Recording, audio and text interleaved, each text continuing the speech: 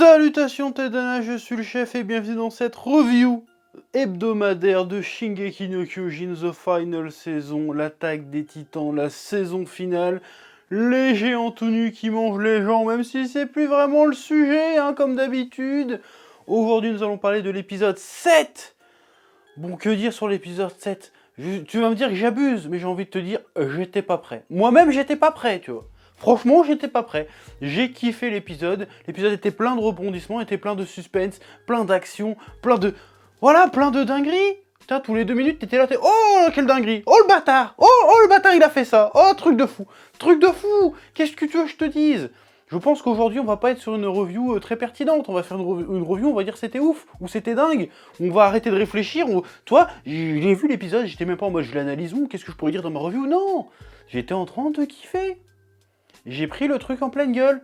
L'épisode m'a attrapé, il m'a mis 2 gifles, il m'a craché à la gueule, et moi tout ce que j'ai trouvé à dire, c'est vas-y, encore plus fort. Parce que c'était trop bien. L'épisode était trop bien.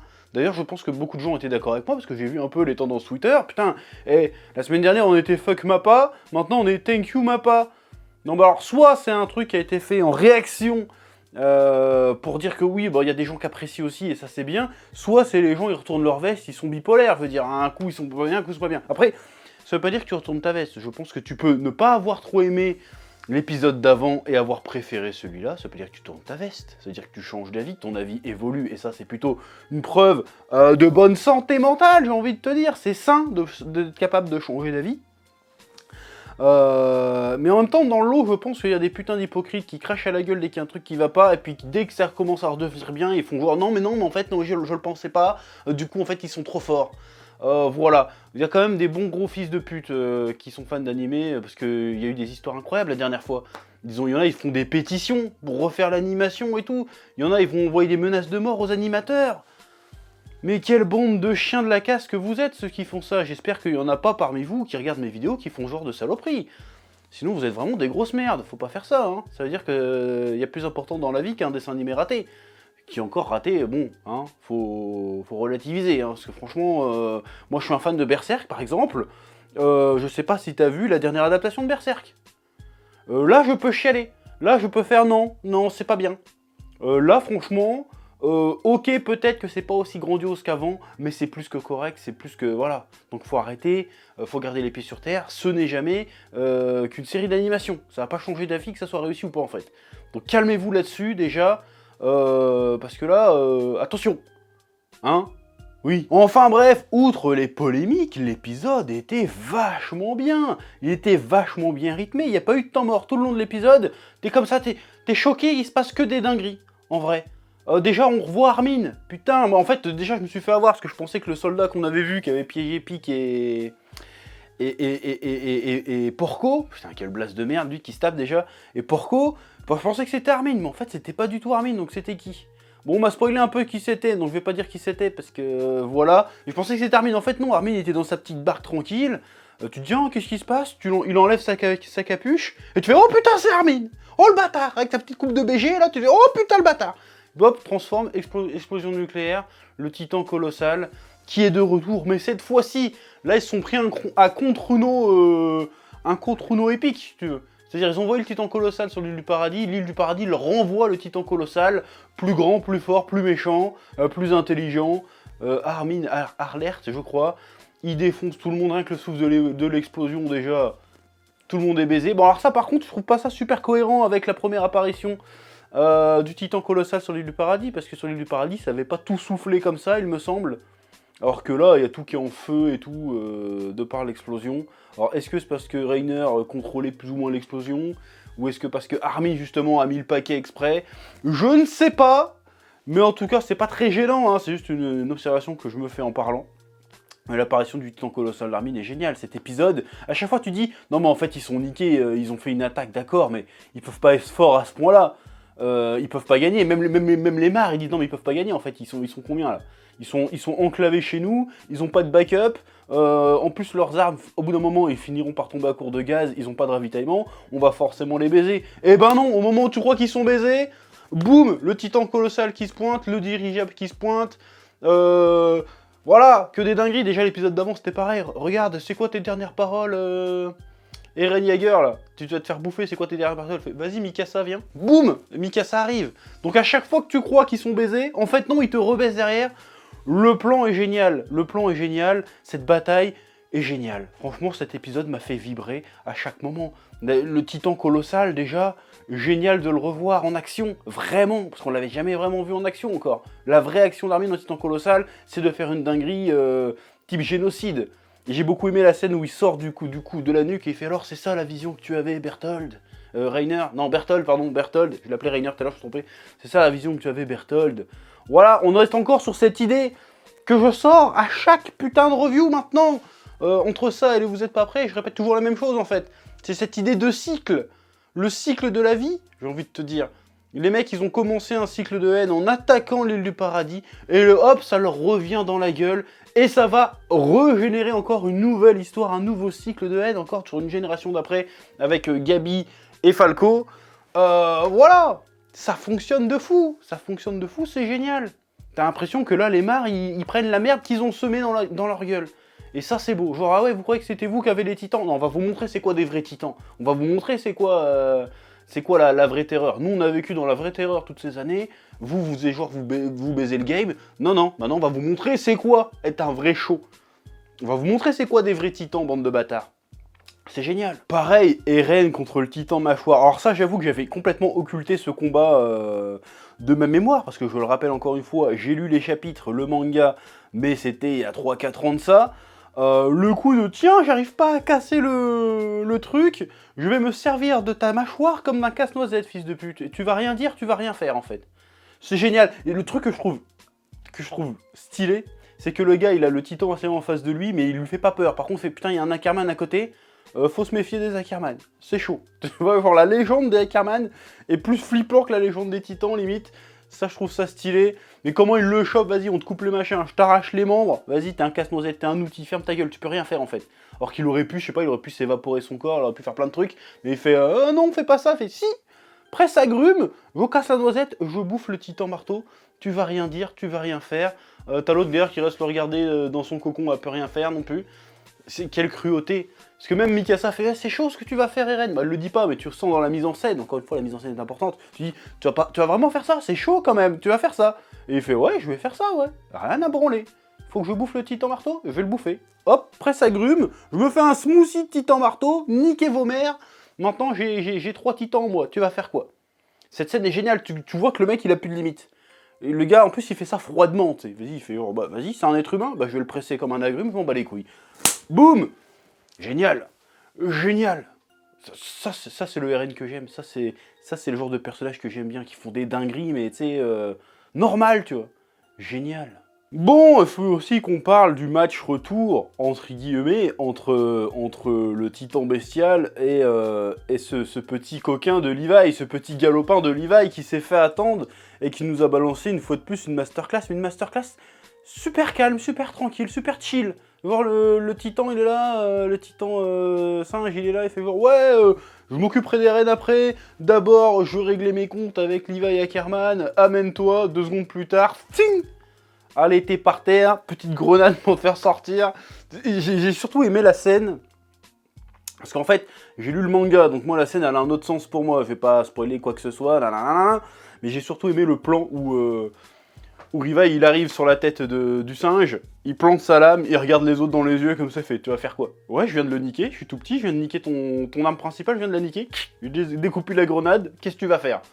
Là, il a posé ses couilles sur le game et d'une manière incroyable. Je veux dire, le gars, le level d'irrespect est cosmique. Il a one-shoté le titan le plus puissant qu'ils avaient en stock, si tu veux. Bah, hormis le marteau d'armes qui avait déjà été niqué avant, mais il arrive, c'est le capitaine, c'est la carte maîtresse, tu veux, c'est le mec, c'est le leader. Ouais, il y a le capitaine Zek qui est là, il va pouvoir nous sauver. Bah non, il se fait niquer en 2 secondes. C'est génial. Et l'autre, il les regarde, il fait vas-y, je dépouille plus ma grenade et j'attends que ça passe. On vous a baisé. Là, il y a un level de respect overnight 1000, j'ai envie de te dire. Là, c'était badass de fou. Là, en vrai, je fais pas de vidéo réaction, mais je pense. Pourtant, j'aime pas ça, la vidéo réaction. Si j'aurais fait une vidéo réaction, là, j'aurais lâché un oh. Parce que cette scène était trop badass. Franchement, si un jour je refais un top 10 des scènes badass, je pense que je la mets dedans. Parce que c'était trop stylé. Oui. Puis plus globalement, parce que je vais pas faire scène par scène, mais ce qui est intéressant dans l'idée de cet épisode, et de cet arc en général, c'est de montrer que les Eldiens de Paradis ont changé de mentalité. Ils sont vraiment plus dans une quête de survie, de liberté. Alors si, techniquement, ils sont toujours dans une quête de survie et de liberté, mais ils sont plus en mode on résiste à l'agression. C'est on passe en mode actif. C'est nous qu'on agresse maintenant. C'est ça que j'aime bien, et c'est un changement de paradigme assez important pour les personnages, parce que avant ils n'avaient pas à se poser la question s'ils étaient du bon camp ou du mauvais camp, si ce qu'ils faisaient était juste ou pas juste.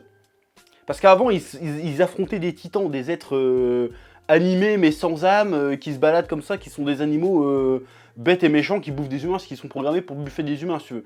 Donc leur méthode, leur façon d'agir était automatiquement légitime, d'un point de vue éthique, d'un point de vue moral, si ce mot a encore un sens dans le contexte.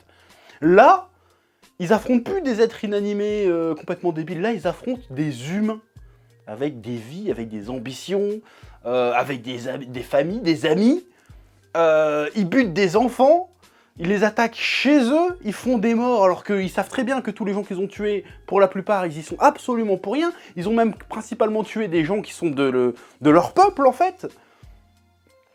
Et donc ils se posent la question. Ils font, bon, alors, on est des bâtards maintenant ou pas? C'est ça que je trouve intéressant. Bon, ta Mikasa a fait le taf, mais elle est là, putain, Eren, c'est chaud quand même, tu viens de génocider des gosses, des mères de famille, ça a pas l'air de t'inquiéter plus que ça. Et Ren fait non, je m'en fous, je fais mon taf, smoothie, j'ai pas le temps en fait. Voilà, t'as même Jean, il se bat, et puis il fait bon, allez, j'hésiterai plus, parce qu'il avait dit dans un autre. Longtemps, il fait la prochaine fois, j'hésiterai jamais contre l'ennemi et tout comme ça. Il voit le petit Falo, il fait non, mais arrêtez, il hésite. Alors la question c'est, est-ce qu'il a raté volontairement son tir, ou est-ce que hasard, réalité, enfin, ou est-ce que par hasard son tir a manqué? C'est ça, c'est une petite subtilité, parce qu'imagine il n'a pas raté son tir, ça veut dire qu'il était suffisamment déter pour buter un gosse de sang-froid. Mais s'il a raté son tir, s'il a fait exprès de rater son tir, ça veut dire qu'en fait il n'est pas encore tout à fait prêt à devenir un bâtard. Il n'a pas encore compris qu'il fallait vraiment être un bâtard s'il voulait s'en sortir. Et ça c'est intéressant, et c'est ça qui va être génial maintenant, à partir de maintenant dans Shingeki no Kyojin, à partir de cette saison-là, c'est que on va être dans un espace moral ou éthique un peu flou. Bon, à la guerre, ça veut rien dire, hein, tu me diras. Mais on va plus savoir qui soutenir, en fait. Et ça, c'est intéressant. Ça, c'est intéressant. Et c'est ça que je trouve qui a été très très malin avec ce début de saison. Parce que durant les 3-4 premiers épisodes, ils ont pris le temps de nous introduire le monde en dehors des murs, et particulièrement la société Mar. On a eu le temps de s'attacher à eux, de découvrir qu'en fait, c'était pas forcément des monstres, c'était surtout des victimes, des mecs qui ont été matrixés par de la propagande, qui se mettent à haïr tout et tout le monde, qui sont haïs dans leur propre société, et qui du coup se comportent comme des cons parce qu'ils n'ont pas le choix, ils sont obligés d'être des cons pour survivre dans la société dans laquelle ils évoluent. Donc du coup, on a appris à les connaître, on a appris, ils sont sympas, ils sont attachants, et puis tout d'un coup, boum, dinguerie. Ils se font marave comme ils ont maravé Eren avant. Et du coup, là, on est dans un flou moral, putain, parce que c'est vrai que c'est des bâtards, parce qu'ils ont détruit, ils ont tué les parents d'Eren, et ils ont tué la mère d'Eren, et détruit plein d'Eldiens, et en plus, ils projettent vraiment de génocider les Eldiens, mais en même temps, tu te dis, putain, mais en fait, ils étaient sympas. Ils avaient des objectifs de bâtards, mais c'était des êtres humains, ils étaient sympas. Et tu te rends compte que les Eldiens qui attaquent, on les connaît aussi. Ils sont aussi sympas. Ils ont des aspirations, ils ont des familles, des amis, ils sont attachants aussi. Mais ils se foutent sur la gueule, presque pour des conneries, en fait. Et du coup, c'est qui les gentils, c'est qui les méchants dans l'histoire, en fait? C'est ça la question qu'il faut se poser, et qu'on se posera certainement jusqu'à la fin du manga. C'est qui les gentils, c'est qui les méchants? Je pense qu'il faut dépasser cette question. Et c'est là que ça devient intéressant, c'est qu'il faut s'intéresser aux causes de pourquoi ils se foutent sur la gueule. Qu'est-ce qui fait qu'ils en arrivent à autant de haine et de violence, alors que finalement, c'est les mêmes personnes, en fait.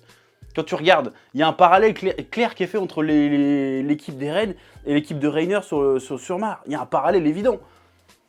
Donc c'est ça la question qu'il faut se poser avec ce manga et cet animé, c'est certainement la question que le manga veut nous poser, c'est qu'est-ce qui fait qu'on arrive quand même à se haïr, à se foutre sur la gueule et à s'entre-détruire, s'entre-tuer, alors qu'on est pareil. C'est ça qui est intéressant, c'est ça qui est génial. D'ailleurs, il y a aussi un autre parallèle à faire avec l'île du paradis, et avec la première saison, c'est qu'en fait les Mar là, enfin les Eldiens de Mar, ou les Mar en général, en fait ils étaient pas prêts. Ils pensaient qu'ils étaient prêts, en fait, à faire face à l'île du paradis, à faire face aux conséquences. Ils a fait imaginer c'était quoi le combat contre l'île du paradis. Mais en fait, la réalité est tout autre. Dans la réalité, ils étaient pas prêts du tout, et du coup, ils se prennent une branlée. Et c'est exactement ce qui se passe un petit peu avec Eren dans la saison 1. Tu sais, il s'entraîne pendant 4 ans avec ses potes, genre « Ouais, je suis prêt à défoncer du titan !» Et puis boum, le colossal qui arrive sans prévenir, et ils se rendent compte, en fait, tous autant qu'ils étaient vraiment pas prêts à affronter les titans. Ils étaient pas prêts à l'horreur que ça allait être d'affronter les titans, en fait.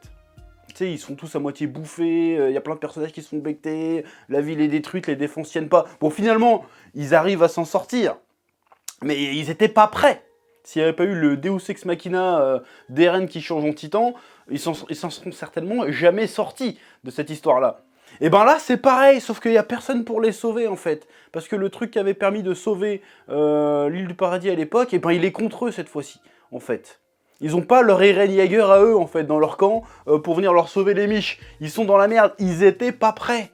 Les mecs, ils étaient persuadés de leur connerie, qu'ils étaient prêts à affronter n'importe quelle armée dans le monde, même si on sentait bien que les titans commençaient à être un petit peu en déclin. Ils se sont dit, on va aller tous attaquer les paradis, ça va être une partie de plaisir, on est trop près, c'est que des cons, c'est que des sauvages, ils ont aucune chance, et ben boum, on arrive sur le coin de ta gueule, quand tu t'y attends pas, et on te balance une grosse leçon d'humilité, en fait. T'étais pas prêt, vous avez juste fait qu'alimenter la grogne contre votre gueule, en fait, toutes ces années-là. Et maintenant, il est temps de payer l'addition. Et je trouve ça assez stylé comment c'est fait. Tu vois que même Jean, il est devenu badass, j'ai envie de te dire. Alors que Jean, bon, c'était le mec un peu cynique, qui avait pas envie d'être là à la base. Mais Jean, maintenant, il est devenu badass. Comment il a calmé la pique, là, avec sa charrette.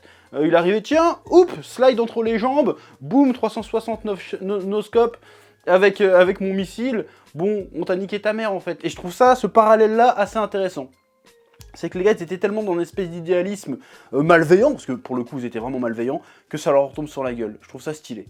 Oui. Bref, là les Mars se prennent une défaite totale, une bonne branlée, tous leurs titans sont out, ils sont sur le point d'en perdre, ils ont perdu au moins le marteau sûr et certain, ils sont dans la merde, très clairement. Et ce que j'aime bien, on retourne encore cette idée de cycle, c'est que contrairement à Omar qui était pas prêt aux conséquences quand ils ont envoyé le colossal et le cuirassé et le féminin faire chier l'île du paradis, là, les Eldiens sont totalement prêts aux conséquences. Genre, là, on vous a attaqué, on vous a fait vachement mal au cœur de votre civilisation, alors vous y attendez pas, mais on est prêt pour les retomber si vous voulez. Donc, même si ça n'a pas suffi à vous intimider, au moins vous savez que maintenant, on est prêt à vous recevoir et que si guerre il y a, ça va être une boucherie incroyable. Et ça, je trouve ça super intéressant, encore une fois, aussi pour ce côté cycle, ce côté l'histoire se répète, parce que c'est vraiment de ça dont il s'agit au final. Donc c'est super intéressant, encore une fois. Et pour parler de l'animation, bon, ok, la CGI, ça se voit un peu. Parfois, ça pique un peu les yeux, on va pas se mentir, mais globalement, la mise en scène, et même les OST étaient cool. Là, on se plaint, je sais pas pourquoi les gens se plaignent des OST, genre les OST, ils sont mis là au hasard. Non, ça fonctionne. On retrouve l'ambiance Shingeki no Kyojin dans cet épisode. Parce que déjà, non seulement on retrouve le cast d'origine, et ça fait plaisir, parce que ça faisait longtemps qu'on les avait pas vus, mais en plus, il y avait les musiques, il y avait le combat, il y avait la mise en scène, il y avait le côté épique, il y avait le côté horreur qui te saisit, tu vois, genre tu peux rien faire, t'es scotché, happé par les images et par la violence des scènes, c'est pas censuré, on a des grosses giclées de sang, bon, on n'est pas à voir des membres qui volent partout, mais bon, quand les Eldiens se font faucher par les mitrailleuses, bon, tu comprends qu'ils sont bien fauchés par les mitrailleuses, t'as des grosses plages de sang bien dégueulasses, franchement, pour l'instant, moi j'ai confiance en Mappa. Déjà, en plus, cet épisode, j'attendais rien de spécial pour cet épisode, en vrai. Et franchement, j'ai pris mon pied, je te dire, j'ai oublié d'être dans l'analyse. J'étais vraiment, je vivais l'épisode, j'ai vécu chaque scène. En plus, j'ai redécouvert des passages du manga que j'avais oubliés, notamment le coup de Casse-Noisette. Voilà, moi j'ai confiance pour la suite. Et je pense qu'en fait, en tant que fan, même en ayant lu le manga, je pense qu'on se surestime. Je pense que c'est au studio d'animation. Je pense que le studio d'animation sait quand il doit mettre le paquet et sait quand il doit pas mettre le paquet. Nous on était comme ça, après c'est peut-être en partie de ma faute parce que j'ai trop hypé, vous êtes pas prêts pour la suite, vous êtes pas prêts pour la suite. Donc vous attendiez que l'épisode 6, ça soit la giga dinguerie. Et la giga dinguerie est arrivée, enfin de mon côté, mais peut-être que l'animation vous considérez qu'elle était pas au niveau. Mais là, l'épisode 7, personne s'attendait à rien du coup. Et pour autant, on en a pris plein les mirettes, tu vois. Donc je pense qu'il faut faire confiance au studio pour savoir quand foutre le paquet et quand pas mettre le paquet.